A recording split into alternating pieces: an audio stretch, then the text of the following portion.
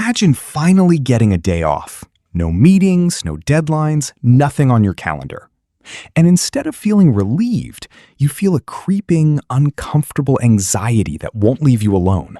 You open your laptop, just to check one thing. 3 hours later, you're still working. And the strangest part?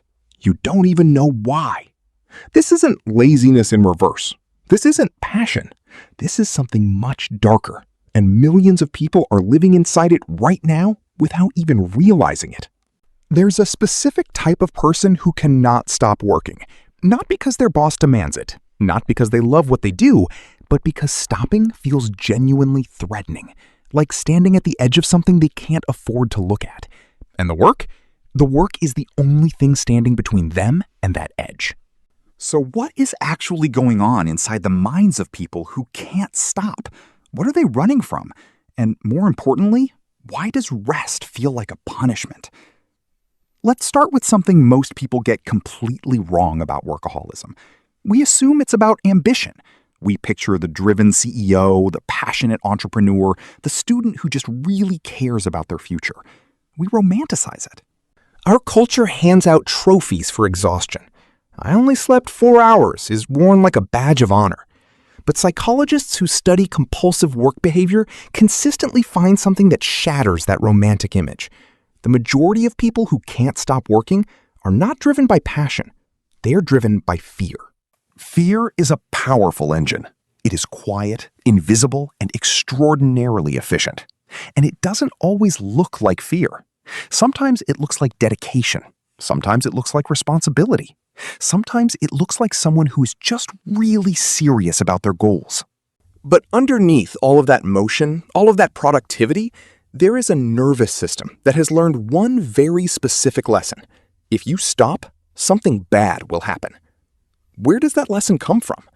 For most chronic overworkers, it starts early.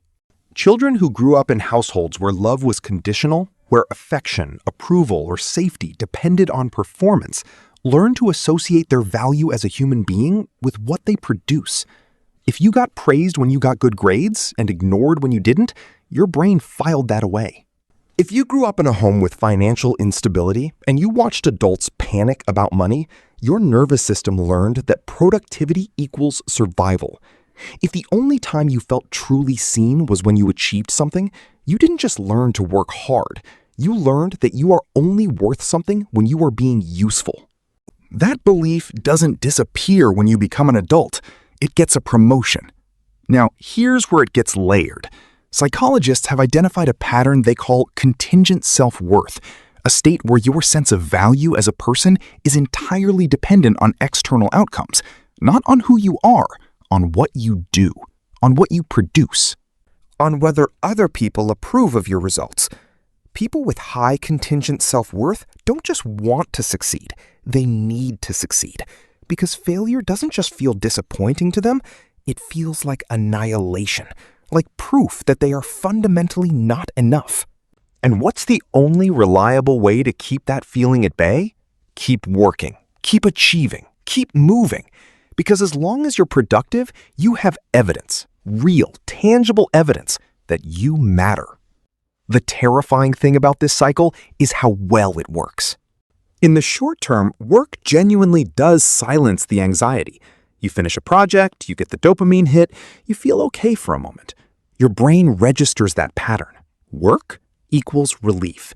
And just like any other compulsive behavior, the brain starts to crave the cycle itself, not the work, not the achievement, but the temporary escape from the discomfort that the achievement provides. You're not building a career. You're self-medicating. And the dosage keeps climbing. This is why workaholics rarely feel satisfied, no matter how much they accomplish.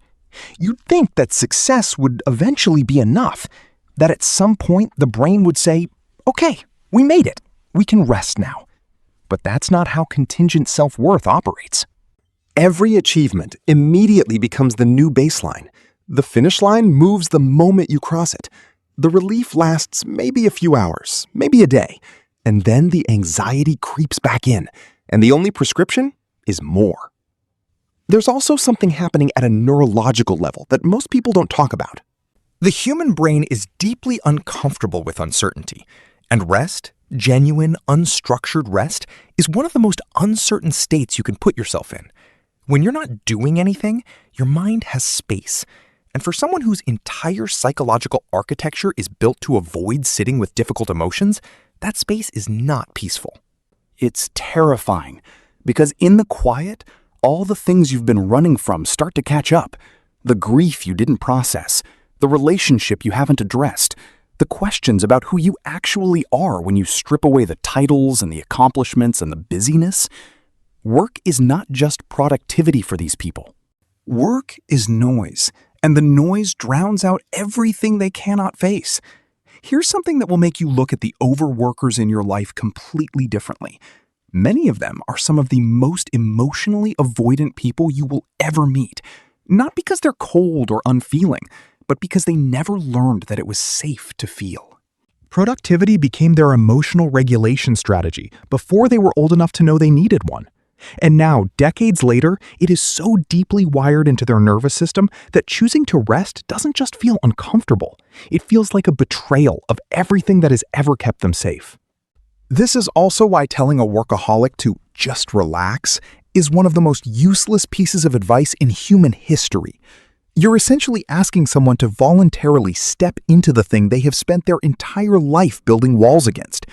The problem was never that they didn't know how to relax. The problem is that relaxation, to them, is not relaxing. It is exposure. There's one more layer to this that we need to talk about, and it might be the most uncomfortable one. Our society does not just tolerate workaholism, it rewards it. The person who answers emails at midnight gets called dedicated. The person who skips holidays to hit a deadline gets called a team player. The person who hasn't taken a real vacation in 3 years gets called a hard worker. We have built entire economic and cultural systems that benefit enormously from people who cannot stop. And we have dressed that exploitation up in the language of ambition and success. So the workaholic is not just fighting their own psychology. They are fighting a culture that is actively cheering their dysfunction. Every like, every promotion, every compliment about their work ethic is another hit of validation that makes the cycle harder to break. The trap has bait, really good bait. So what does breaking free actually look like? It doesn't start with a vacation. It doesn't start with a productivity system or a better morning routine or a new journal.